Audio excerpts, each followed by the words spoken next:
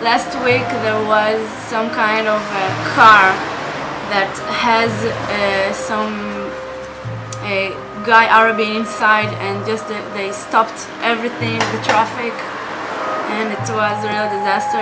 And because he's an Arabian, and the cops and the army, and I think we must have peace because we live together. We must come with them together, and it's very important. Okay.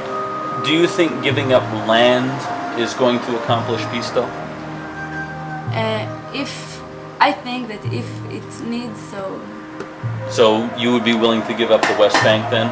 To live in peace with them, yeah. How about Jerusalem? Not all Jerusalem, part of. So half of Jerusalem? I go every Sunday, every day I have in the week to the old city where the Arabian lived. Have you been there? Mm-hmm. And I don't know why people are afraid of getting there. I love it, and I think they can go here, walk over there, and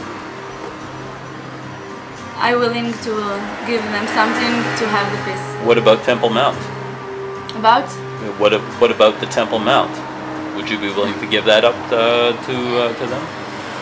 I don't know. It depends. You have to have any kind of agreement with them. Do you think, based on the past, if you look at the war in 1948, if you look at the Suez Canal, 1967, yeah, 73, it wasn't been a success.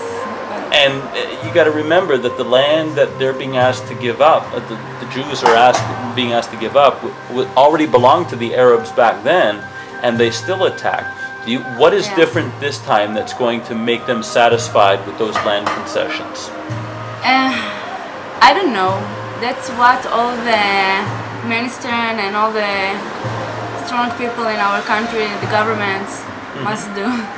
But I hope that they will find something that they will agree, the two sides. Now, are you still in school? Have you graduated yet? Yeah, I graduated. I did my service in the army. And even after you spent 2 years in the army? Yeah, I spent 2 years in Gaza, and it was it was when was the Itnatkut, you know? So it was hard to people we went them out of their house. So it was very, very sad.